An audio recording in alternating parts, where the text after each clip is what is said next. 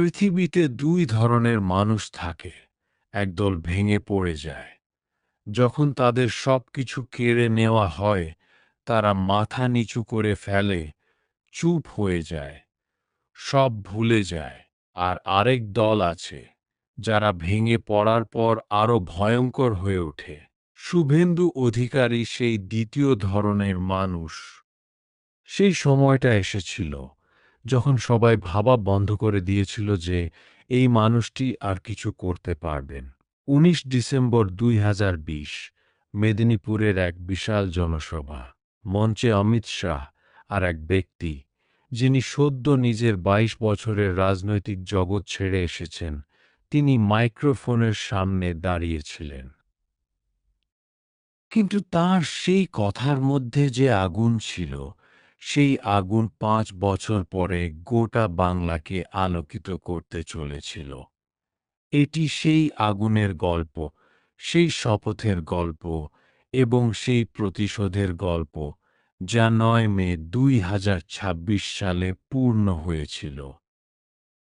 কিন্তু প্রতিশোধের গল্প বোঝার আগে বন্ধুত্বের গল্প বুঝতে হবে, কারণ যে মানুষটির কথা বলা হচ্ছে তার যাত্রা শুরু হয়েছিল অনেক আগে। 1998 সালে মমতা বন্দ্যোপাধ্যায় তৃণমূল কংগ্রেস গঠন করেছিলেন এক নতুন আশার সঙ্গে। এমন একটি দল যা বামফ্রন্টের 34 বছরের শাসনের শৃঙ্খল থেকে বাংলাকে মুক্ত করতে চেয়েছিল। আর সেই স্বপ্নের সঙ্গী হয়ে এসেছিলেন শুভেন্দু অধিকারী। শুভেন্দু কোনো সাধারণ মানুষ ছিলেন না। রাজনীতির পরিবেশ তার পরিবারেই ছিল। তাই তিনি রাজনীতি শিখেছিলেন শ্রেণীকক্ষে নয়, মানুষের মধ্যে, রাস্তাঘাটে। সেন্টেন্স 1995 সালে কংগ্রেসের প্রার্থী হিসেবে কাথি পৌরসভার কাউন্সিলর নির্বাচনে জয়ী হন। তারপর থেকে তিনি আর পিছনে ফিরে তাকাননি। তবে প্রকৃত শুভেন্দুকে দেশ দেখেছিল 2007 সালে নন্দীগ্রাম আন্দোলনের সময়। তখন বামফ্রন্ট সরকার জমি অধিগ্রহণ করতে চাইছিল। সেই আন্দোলনে মমতা বন্দ্যোপাধ্যায় নেতৃত্ব দেন এবং তার সঙ্গে মাঠে ছিলেন শুভেন্দু অধিকারী। নন্দীগ্রামে শুভেন্দু যা করেছিলেন তা শুধু একজন নেতার কাজ ছিল না, তা ছিল একজন যোদ্ধার লড়াই, যিনি নিজের মাটির জন্য সংগ্রাম করছিলেন। তারপর এল সেই দিন যখন গুলি চলল। 14 জন নিরীহ গ্রামবাসী নিহত হলেন। নন্দীগ্রামের সেই রক্তাক্ত দৃশ্য গোটা বাংলায় আগুনের মতো ছড়িয়ে পড়ল। কিন্তু সেই আগুন শেষ পর্যন্ত বামফ্রন্টের পতনের পথ তৈরি করল এবং তৃণমূল কংগ্রেসের উত্থানকে শক্তিশালী করল। এই জয়ের পেছনে শুভেন্দুর অবদান ছিল অত্যন্ত গুরুত্বপূর্ণ। জঙ্গলমহল থেকে বীরভূম পর্যন্ত প্রায় 50টি বিধানসভা কেন্দ্রে তার সংগঠন ছিল অত্যন্ত শক্তিশালী। তৃণমূলের কর্মীরা তাঁকে চিনতেন, গ্রামের মানুষ তাঁকে চিনতেন, এমনকি রাজনৈতিক প্রতিপক্ষরাও তাঁকে চিনতেন। মমতা বন্দ্যোপাধ্যায়ের পরে দলের দ্বিতীয় গুরুত্বপূর্ণ নেতা হিসেবে তাঁকে দেখা হতো। এটি শুধু একটি উপাধি ছিল না, বাস্তবতাও ছিল। আর তখন পর্যন্ত সবকিছু ঠিকই চলছিল। কিন্তু তারপর সবকিছু বদলাতে শুরু করল। শুরুটা ছিল খুব ছোট একটি বিষয় দিয়ে, একটি সিদ্ধান্ত, একটি নাম। তারপর ধীরে ধীরে সবকিছু একদিকে ঝুঁকতে শুরু করল। সেই নাম ছিল অভিষেক বন্দ্যোপাধ্যায়। মমতা বন্দ্যোপাধ্যায়ের ভাতিজা, তরুণ, উচ্চাকাঙ্ক্ষী এবং তাঁর চোখে ভবিষ্যতের নেতৃত্বের প্রতীক। প্রথমে বিষয়টি স্বাভাবিকই মনে হয়েছিল। বড় রাজনৈতিক দলে নতুন নেতৃত্ব উঠে আসে, এটাই স্বাভাবিক। কিন্তু সময়ের সঙ্গে সঙ্গে পরিস্থিতি বদলাতে থাকে। মমতা বন্দ্যোপাধ্যায় অভিষেককে কার্যত দলের দ্বিতীয় সর্বাধিক গুরুত্বপূর্ণ ব্যক্তি হিসেবে প্রতিষ্ঠিত করতে শুরু করেন। যে জায়গা একসময় শুভেন্দুর ছিল, যে সম্মান তিনি বছরের পর বছর কঠোর পরিশ্রম করে অর্জন করেছিলেন, নন্দীগ্রাম আন্দোলন থেকে শুরু করে প্রায় ৫০টি বিধানসভা কেন্দ্রে সাংগঠনিক কাজের মাধ্যমে যা গড়ে তুলেছিলেন, সেগুলো ধীরে ধীরে অন্য কারো হাতে চলে যেতে থাকে।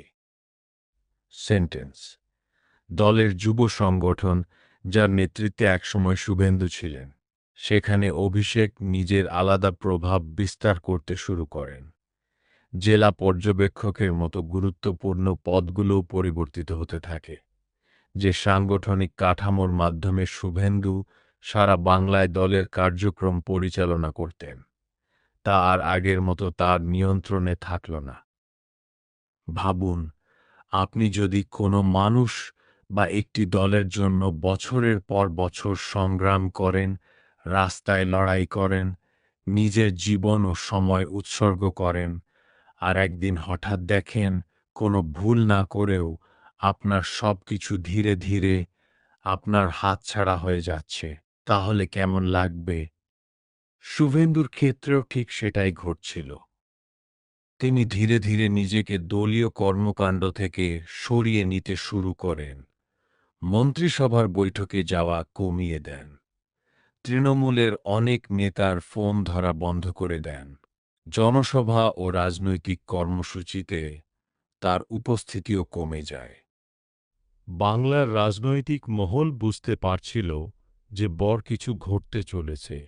সবাই লক্ষ্য করছিল, কিন্তু কেউ নিশ্চিতভাবে বলতে পারছিল না কি হতে যাচ্ছে। সেন্টেন্স অবশেষে বহু বছরের রাজনৈতিক জীবনের পর, বহু গুরুত্বপূর্ণ দায়িত্ব সামলানোর পর, তিনি একটি সংক্ষিপ্ত পদত্যাগপত্র জমা দিলেন। সেখানে লেখা ছিল, আমি সম্পূর্ণ নিষ্ঠার সঙ্গে মানুষের সেবা করেছি, ধন্যবাদ। শব্দগুলো ছিল শান্ত, কিন্তু তার ভেতরে বার্তা ছিল গভীর। ১৬ ডিসেম্বর ২০২০ সালে তিনি তৃণমূল কংগ্রেসের বিধায়ক পদও ছেড়ে দেন। আর তারপর তিনি এমন একটি ঘোষণা করেন, যা গোটা বাংলার রাজনীতিতে আলোড়ন সৃষ্টি করে। তিনি বলেন, আমি মমতা বন্দ্যোপাধ্যায়কে বাংলার প্রাক্তন মুখ্যমন্ত্রী বানিয়ে ছাড়ব। মমতা শুনলেন, তৃণমূল শুনল, পুরো বাংলা শুনল। কেউ এই কথাকে উপহাস করল, কেউ গুরুত্ব দিল, আবার কেউ অপেক্ষা করতে লাগল, দেখা যাক এরপর কি হয়। কিন্তু শুভেন্দু প্রতিদিন সেই শপথকে মনে রাখতেন। শুভেন্দু অধিকারী নতুন রাজনৈতিক লড়াইয়ের জন্য প্রস্তুতি নিতে শুরু করেন। তিনি বিজেপিতে যোগ দেন এবং রাজ্যের বিভিন্ন এলাকায় সাংগঠনিক শক্তি বাড়ানোর কাজে মনোনিবেশ করেন। সেন্টেন্স বাংলার অনেক এলাকায় ভোটারদের মধ্যে ভয় ও রাজনৈতিক চাপের পরিবেশ ছিল। এই পরিস্থিতির মোকাবিলায় শুভেন্দু ও তার সহযোগীরা বুথ ভিত্তিক সংগঠন, স্থানীয় কর্মী এবং ভোটারদের সঙ্গে সরাসরি যোগাযোগের কৌশল গ্রহণ করেন। এ সময় রাজ্যে বিভিন্ন বিতর্ক ও দুর্নীতির অভিযোগ সামনে আসে। স্কুল সার্ভিস কমিশন এসএসসি নিয়োগ দুর্নীতি, সরকারি চাকরি সংক্রান্ত অভিযোগ এবং আরজিকর মেডিকেল কলেজের এক চিকিৎসককে ঘিরে আলোচিত ঘটনার মতো বিষয়গুলো জনমতের উপর প্রভাব ফেলেছিল। শুভেন্দু অধিকারী নিজেকে শুধু বিরোধী নেতা হিসেবে নয়, বরং সরকারের বিরুদ্ধে বিভিন্ন অভিযোগ তুলে ধরা একজন প্রধান সমালোচক হিসেবে প্রতিষ্ঠিত করার চেষ্টা করেন। তিনি বিভিন্ন আন্দোলন, প্রতিবাদ এবং রাজনৈতিক প্রচারে সক্রিয় ভূমিকা পালন করেন। এরপর ২০২১ সালের বিধানসভা নির্বাচনের প্রসঙ্গ আসে। নন্দীগ্রাম কেন্দ্রে মমতা বন্দ্যোপাধ্যায় এবং শুভেন্দু অধিকারীর সরাসরি প্রতিদ্বন্দ্বিতা বাংলার রাজনীতির অন্যতম আলোচিত ঘটনায় পরিণত হয়। এটিকে রাজনৈতিক মর্যাদার লড়াই।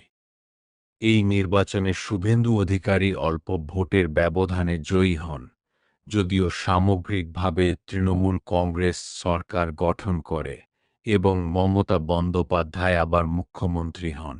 এরপর শুভেন্দু অধিকারী বিরোধী দলনেতার ভূমিকা গ্রহণ করেন এবং রাজ্য রাজনীতিতে নতুন অধ্যায় শুরু হয়। নন্দীগ্রামে জয়লাভ করার পর শুভেন্দু অধিকারী পশ্চিমবঙ্গ বিধানসভায় বিরোধী দলনেতার দায়িত্ব গ্রহণ করেন, যিনি সরকারের বিভিন্ন সিদ্ধান্ত, নীতি এবং বিতর্কিত ঘটনাগুলোর বিরুদ্ধে ধারাবাহিকভাবে সরব ছিলেন। সেন্টেন্স বিধানসভার ভিতরে ও বাইরে তিনি তৃণমূল সরকারের বিরুদ্ধে বিভিন্ন অভিযোগ উত্থাপন করেন। নিয়োগ দুর্নীতি, প্রশাসনিক ব্যর্থতা, আইন শৃঙ্খলা পরিস্থিতি এবং বিভিন্ন জনস্বার্থের বিষয় নিয়ে বিরোধী রাজনীতির মুখ হিসেবে তার ভূমিকার কথা উল্লেখ করা হয়। এই সময়ে শুধু প্রকাশ্য রাজনৈতিক লড়াই নয়, সংগঠন গঠনের কাজও চলতে থাকে। রাজ্যের বিভিন্ন এলাকায় বিরোধী রাজনৈতিক শক্তিকে সংগঠিত করা, সাধারণ মানুষের সঙ্গে যোগাযোগ বাড়ানো এবং বিকল্প রাজনৈতিক বার্তা পৌঁছে দেওয়ার চেষ্টা অব্যাহত ছিল। এ সময় বিভিন্ন দাবিও সামনে আনা হয়। সরকারি কর্মচারীদের জন্য বেতন কমিশনের সুপারিশ কার্যকর করা, শিল্পায়ন বাড়ানো, বন্ধ শিল্প প্রতিষ্ঠান চালু করা এবং মহিলাদের নিরাপত্তা জোরদার করার। সেন্টেন্স দীর্ঘদিন ধরে জমে থাকা অসন্তোষ, রাজনৈতিক পরিবর্তনের আকাঙ্ক্ষা এবং বিরোধী শিবিরের সাংগঠনিক প্রস্তুতি নির্বাচনী পরিবেশকে প্রভাবিত করেছিল। ভোটদানের হার অত্যন্ত বেশি ছিল এবং বহু মানুষ দীর্ঘ সময় লাইনে দাঁড়িয়ে ভোট দেন। জনমতের শক্তিশালী প্রকাশ কোরান।